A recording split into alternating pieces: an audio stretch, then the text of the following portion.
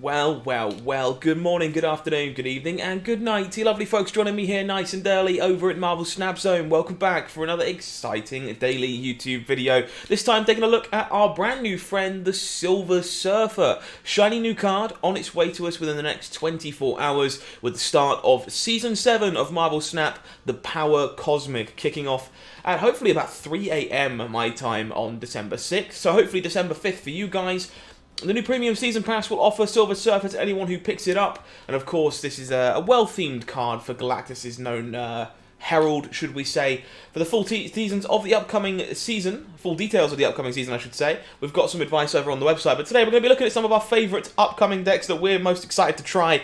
That will involve Silver Surfer once we actually get our hands on the card ourselves. So if you aren't familiar with the card, 3 cost, 0 power card here, but on reveal will give your other 3 cost cards plus 3 power. That's quite a powerful effect, really solid anthem if you have access to a number of 3 cost cards that are already in play. So very excited to see what can become of Silver Surfer. Today we're going to look at a small handful of decks for all kinds of players. So top 5 in my opinion, going to have a deck available for you guys that are in pool 1, a deck for you guys in pool 2, and then a couple of suggestions for those that are in pool 3 if you want to get yourself started with a brand new shiny deck once Silver Surfer drops with us. If you haven't already, please consider subscribing to the channel over here on YouTube. We're very, very lucky to have you here, and we're enjoying putting out content so far. So if you like what you see, do me a favour, leave a comment below, let me know what it is that you liked, like the video, and make sure you're subscribed to the channel. So with that all said and done, let us hop on over to the Marvel Snap client, and we'll take a look at what we got going on.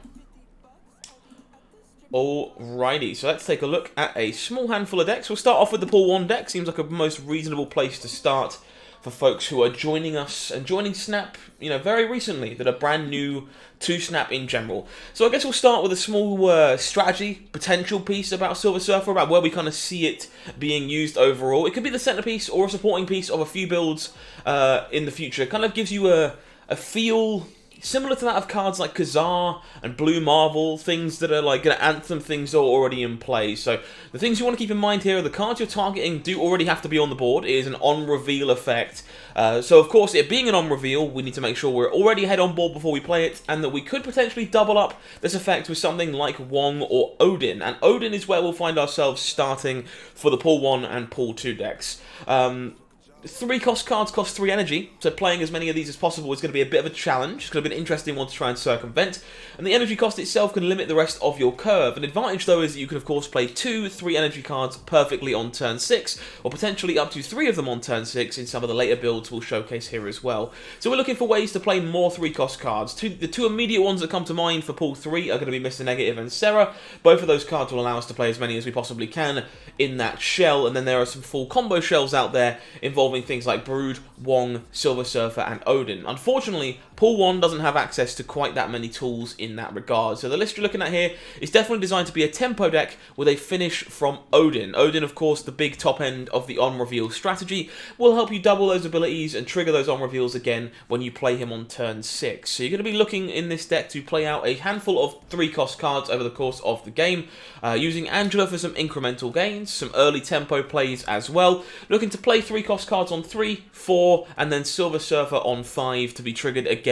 by Odin on turn 6. Alternatively, you can of course just play on curve and then use 3 drops on turn 6 if you don't draw Odin to build a bigger and more powerful board at the end of the game. So this is kind of where we'd look to start with Silver Surfer if you're stuck in pool 1 at this moment in time. If you've made your way up into pool 2, the goal is going to be pretty similar, but you do have access to a few more nicer tools, I guess, for lack of a better phrase. The difficulty ramps up a little bit here in pool 2, but the noticeable 3 drops that we gain access to that we didn't have access to before are things like Killmonger and Storm. Therefore, recommend dropping the 1 drops from this strategy once you've got access to Killmonger, and dropping things like Chavez to make room for this more controlling package of Storm, Killmonger, and Jessica Jones alongside each other. We do, however, have access to a number of powerful 3-drop plays to make in this situation, and we still have access to a card like Angela to be played on turn 2 or on turn 5 alongside a 3-drop if required, much like Armor could be as well. There's still plenty of powerful on-reveals here to be re-triggered by Odin if you do not draw Silver Surfer, and still plenty of 1-2 punches in the 3-drop slot to be played alongside each other on turn 6 if you don't draw Odin, which makes this a pretty reasonable place to start if you're starting in pool number 2. Okay, the first of our pool 3 decks is going to be this kind of full combo variation of this deck that we kind of briefly alluded to a moment ago. An on-reveal strategy based around Wong having access to Serra to play up to 3 3-drop cards on the final turn of that game, alongside potentially Wong as well on turn 4. Kind of gives you reminiscent feelings of old Serra Miracle Shells, this one. The goal here to play 3 3-cost cards on turn 6 with Wong on board already. We're definitely not 100% confident in the requirement of Psylocke for a deck like this, but helping you skip up to Wong on turn 3 could be quite powerful because we have cheap on-reveals that most of these decks don't normally have, such as Ironheart or Wolfsbane early on. Frees up your turn 6 that way slightly to give you more flexibility too. Consider this one a starting point, as we may want to drop a few of the 3-drops from this strategy if we find ourselves having a bit too much of an awkward curve for some earlier plays, as this is about as heavy on 3-drops as I think you can get to try and abuse that Silver Surfer to the best of our ability. This one's really sweet, looking forward to hopefully trying this one out on stream when I get access to the card myself. Alrighty, so taking a look at some of the other options we have available. Looking at Series 4, Series 5 cards, this one is, I think, pretty clearly Safety Blade's favourite based on the article they published on the website earlier today. Negative Emotions is what they're referring to this as. It's very much a traditional Serra negative shell, gains access to a lot of new toys, 3 brand new shiny cards in this one, including Silver Surfer itself. We're going full combo here as well. The goal is to play Bast on 1, Psylocke on 2, Negative on 3, and profit, essentially, as often as consistently as you possibly can. The rest of this deck is going to, invert itself to gain insane potential, but they are primarily 3-cost cards. There's already a lot of 3-cost cards you really wanted to play with Mr. Negative already. And Brood, just a fantastic card alongside Serra, but also, more importantly, fantastic alongside Silver Surfer as well.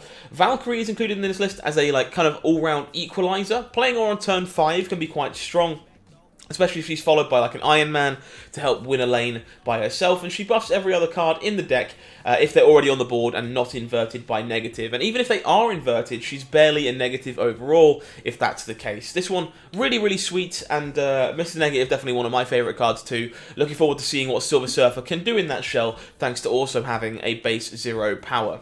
The other one I've been working on myself outside of the article is truer to traditional Serra Miracle, calling this one Serra Surfer because I'm funny and original. This one definitely closer to kind of what was known with the Flood-style Serra Miracle lists heading into the release of Series 4 and Series 5, looking to use things like Forge to buff up things like Brood and Mr. Sinister on the final turns of that game.